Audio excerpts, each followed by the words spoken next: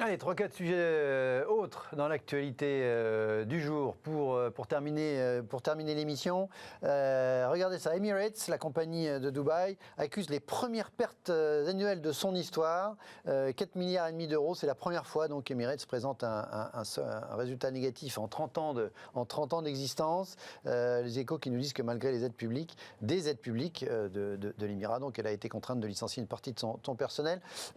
C'était la compagnie flamboyante. Comme d'autres compagnies du Golfe, d'ailleurs Qatar un peu du même genre, des hubs créés à partir de rien pour notamment servir d'escale entre l'Europe et l'Asie. C'est un signe, un de plus, du fait que le secteur aérien a été complètement bouleversé, pour ne pas dire massacré, par cette crise sanitaire et économique. Est-ce qu'il se remettra le secteur aérien selon vous, Geoffroy, qui connaissait bien ces sujets-là pour avoir été, je le disais en début d'émission, voyagiste dans une vie antérieure en ayant créé Marco Vasco. Les prévisions, en fait, depuis le début sur l'aérien, elles sont assez justes. IATA, qui est l'organisme, avait assez bien vu les choses. En fait, ils avaient annoncé il y a déjà un an qu'en gros, on retrouverait des niveaux d'activité entre 2023 et 2024. Ils étaient déjà très, très prudents, finalement. Ils avaient parlé de 3-4 ans avant que ça se remette. Ce qu'on est en train de voir aujourd'hui, c'est que finalement, dans toutes les régions du monde, c'est la même chose.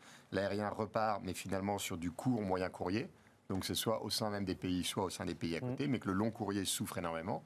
Et Emirates, c'est un hub. Par définition, ils n'ont pas de marché local. Voilà. Et Emirates, c'est un hub. Ils sont situés. Alors, ils étaient merveilleusement bien situés. Parce que finalement, ils étaient entre l'Europe et l'Asie, donc c'était parfait. Ils avaient des vols hyper compétitifs, bien financés au début. Donc c'était génial. Mais le problème, c'est qu'ils ont pas de marché local ou interrégional, en fait. Et donc, c'est pour ça, je pense qu'ils sont particulièrement affectés. Comme d'autres compagnies qui font du long courrier. Est-ce qu'il y aura au sein des compagnies aériennes des gagnants et des perdants quand même? Alors, gagnants en relatif peut-être, pas des gagnants en valeur absolue, mais certains qui vont beaucoup mieux s'en sortir que d'autres. Ce qu'on voit aujourd'hui, c'est que même les compagnies low cost sont très affectées quand même, alors que depuis 10 ans, en fait, c'était les seuls gagnants quelque part. Parce qu'elles sont parties, elles n'avaient pas la lourdeur finalement et le poids des compagnies traditionnelles. Elles avaient très bien négocié des slots, etc. Beaucoup plus de souplesse sur les coûts humains et salariaux.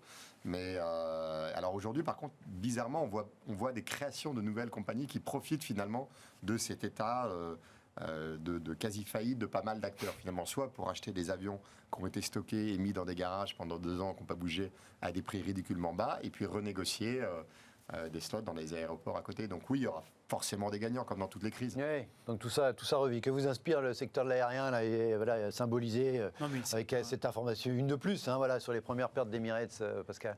D'abord, il y a un volet forcément lié à la situation économique actuelle, ça c'est clair. Alors j'ai même entendu et lu des études qui parlent même de 4, 5, 6, voire jusqu'à 9 ans avant de retrouver des niveaux de rentabilité d'avant-crise, parce que c'est un secteur extrêmement complexe, avec une chaîne de métiers colossaux. Enfin, il y a des contrats qui sont... Et puis que tous les confinements, etc., ont montré qu'on va avoir peut-être moins de raisons de voyager demain, notamment dans le... C'est tout à fait. Et puis le tourisme, franchement, il y a des gens qui n'ont plus trop envie de voyager comme ça. Bon, le Brésil sera certainement pas pour tout de suite, par exemple. Donc ça, il y a un volet un peu social, macro. Et ensuite, il y a un volet, je dirais, directement lié à l'offre et la demande. Bon, c'est un peu lié aussi, qui est lié au contexte actuel. Il y a un volet structurel, c'est les structures de coûts.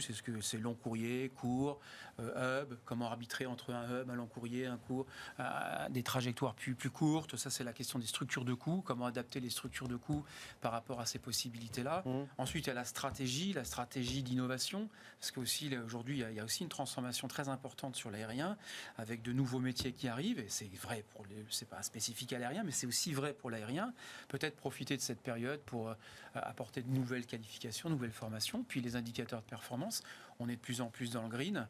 Je ne sais pas ce qu'il en est du kérosène, mais dans le green, en tout cas, il y a forcément aussi là des modifications à apporter sur l'industriel, sur l'aspect industriel.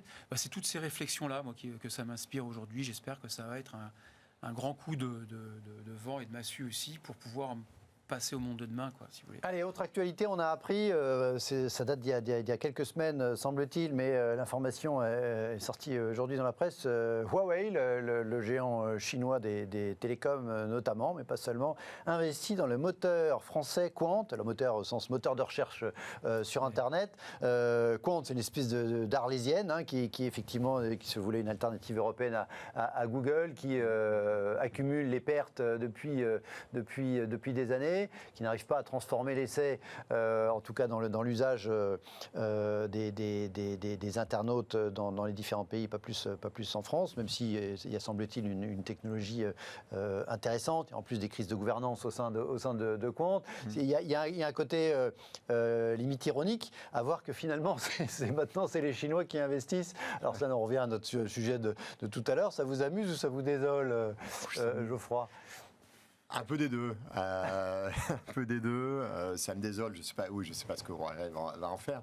Ils ne prennent pas le contrôle. À ce stade, c'est 8 millions d'euros contre 5 à 7,5% du capital sur les modalités. On ne s'est jamais donné les moyens pour en faire un leader européen. Le financement de Quant cumulé était ridiculement bas. C'était quelques dizaines de millions d'euros. Ce qui est rien à l'échelle d'un acteur pour faire un moteur. Je rappelle que Google, c'est 180 milliards de chiffres et 20 milliards de résultats. On est très bon en Europe et on a beaucoup évolué en France pour financer des boîtes de croissance, mais dès lors qu'elles font du chiffre.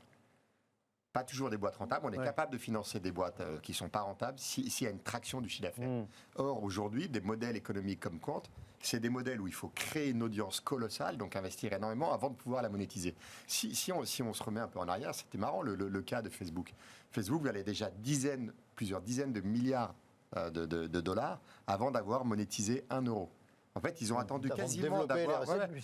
Ils ont quasiment attendu d'avoir une audience d'un milliard de personnes qui disaient l'appli avant de se dire je vais vraiment monétiser. Et Quant, ça fonctionne pareil. C'est des revenus publicitaires. C'est des modèles où il faut générer une audience colossale qui coûte beaucoup d'argent. Et je pense que les fonds européens ne sont pas prêts à financer des modèles comme ça aujourd'hui. Donc, il ne pouvait pas y avoir d'autres fins pour Quant. Enfin, c'est pas. Je crois que c'était 67 millions qui a été mis dans la société. Oui. Mais bon, pour l'instant, c'est les obligations convertibles, donc il n'y a pas de prise de contrôle. Bon, c'est ça peut-être anecdotique, on verra la suite de l'histoire. Un commentaire, Pascal ? Non, tout a été dit, je crois. Allez, on a aussi une liste. Tiens, c'est le World Economic Forum, c'est la structure qui organise le forum de Davos, qui a publié aujourd'hui une liste de ses 100 nominés, les pionniers de la technologie, ces technology pioneers. Et ils nous disent le tweet de l'intelligence artificielle jusqu'à la fintech, en passant par la robotique. Voilà nos pionniers de la tech de l'année. Alors, Jean-Marc Vittori, camarade des Échos, a compté sur les 100 startups pionnières technologiques. Il a classé par pays: États-Unis 41, Royaume-Uni 9, Chine 8, Israël 5, Singapour 5, Canada 3, Corée du Sud 3, France 2. On va y revenir. Inde 2, Kenya, Suède 2. Et Vittori qui nous dit qu'il y a encore un peu de boulot à faire. Ce qui est paradoxal, c'est que les deux Françaises, Carbios, qui est une boîte de chimie qui fait dans le recyclage de PET, de plastique, et Powell Software qui fait dans le digital workplace, donc une ambition d'améliorer l'expérience de l'employé. C'est ce que dit son site, ne sont pas extrêmement connus. Alors ça veut dire quoi, cette liste ? Elle vous inspire quelle remarque ? C'est pas spécial. C'est totalement inconnu, quoi. Enfin, je ne sais pas qui a fait le classement. Alors après, c'est le World Economic Forum de Davos. Il y a des gens qui sont en Suisse, ils sont installés en Suisse, ces gens-là. Stagiaire ou pas, non, je plaisante. Mais honnêtement, on peut mettre tout ce qu'on veut derrière, en fait. Par contre, qu'il y en ait 2 en France versus 40 aux US, en soi, c'est pas ça qui me choque. Mais en fait, les 40 États-Unis sont également des sociétés inconnues. Et je pense que le choix, le choix il était fait sur l'innovation. Chez Carbios, effectivement, ils font de la biodégradation et du biorecyclage de matières plastiques. Métier d'avenir indiscutable, c'est certain. Mais ça reste une toute petite boîte. Et Powell Software, il y a des boîtes 100 fois plus innovantes en France. Si on regarde Talent, si on regarde Snowflake, etc., il y a des boîtes 100 fois plus innovantes. Qui sont plus grosses, pour le coup. Et qui sont plus grosses, ou Believe qui s'est introduit en bourse à 3 jours. Donc Believe, honnêtement, c'est dans la musique, ça. Ouais, dans la musique, absolument, qui est absolument fabuleux. Avec une valeur d'1,5 milliard ou 2 milliards. OVH qui a annoncé son IPO pour la fin de l'année autour de 3-4 milliards. C'est une vraie boîte d'innovation avec un vrai service. Donc, là, je pense qu'ils les prennent très tôt. Ils les prennent très tôt, mais sur des critères. Enfin, ce qui serait intéressant, c'est de voir les critères derrière. Ça vous a pas convaincu ? Absolument pas. Convaincu, Pascal ? Non, mais bon, de toute façon, je veux dire, c'est clair qu'il y a certainement d'autres boîtes qui auraient été peut-être plus pertinentes. Il faut voir les critères ici. Imaginons que ce soit un peu vrai, qu'il y a un peu de retard de la France, je ne serais pas non plus surpris. Parce qu'on a aussi des politiques économiques qui aujourd'hui ne sont pas totalement adaptées à l'émergence des startups. De l'innovation, notamment, mais il y en a quand même, que vous voulez nous rappeler, il y a des réformes structurelles encore à faire pour faire aussi émerger encore plus vite. Imaginons qu'on est en retard, ces startups, quoi. Allez, je ne sais pas si vous avez un commentaire à 5 heures, etc. C'est pas le sujet du jour. Je sais pas. Non, alors là, on va surtout à cette heure-ci dans l'émission. Allez, une photo pour terminer. entre hommage et message voilé, nous dit BFM TV. Emmanuel Macron a remis aujourd'hui la Légion d'honneur, alors grand officier, Édouard Philippe. C'est un truc automatique après 2 ans à Matignon ou 3 ans à Matignon, je ne sais plus.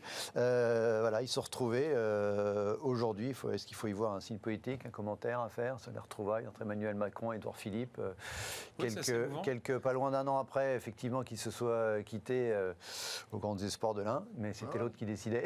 C'est comme ça. On peut imaginer que Macron a besoin du soutien d'Édouard Philippe pour les présidentielles l'année prochaine, c'est évident. Mais après, de toute façon, il devait le faire. Après 2 ans, exactement. Il relance l'équipe Macron-Philippe. Merci d'avoir été mes invités ce soir. Merci à tous les deux. Merci à vous de nous avoir suivis. Très bonne soirée.